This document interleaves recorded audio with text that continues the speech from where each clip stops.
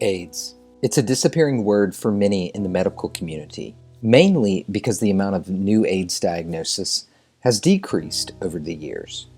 But erasing AIDS from the vocabulary forgets the more than 500,000 people living with an AIDS diagnosis at the end of 2017. AIDS is stage 3 of HIV.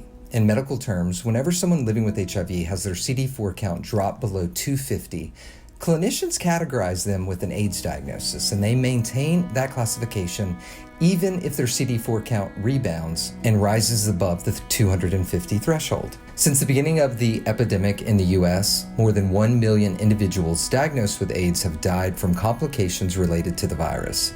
These individuals came from every walk of life. Gay, bi, straight, men, women, children, and all at different times in their lives.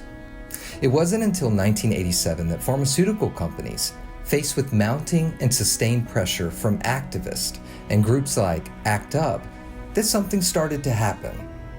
Larry Kramer started ACT UP, and HIV activist icons like Peter Staley pressured the US government to release the first treatment for HIV, AZT, and to lower the drug price by more than 20%. Honoring these activists' work to save millions of lives doesn't even seem sufficient. People living with HIV today literally owe everything to these activists from the beginning of the epidemic. But AIDS isn't over. No, it's far from over, actually. Even HIV is still a massive epidemic. In 2018, more than 37,000 people received an HIV diagnosis in the United States. But as much as we have seen and learned from the earliest days of ACT UP and the actions from thousands of activists, they are not finished still even today.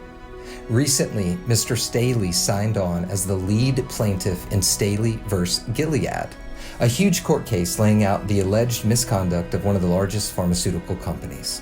No, AIDS isn't over, and neither is the determination and life-saving work from activists all over the country.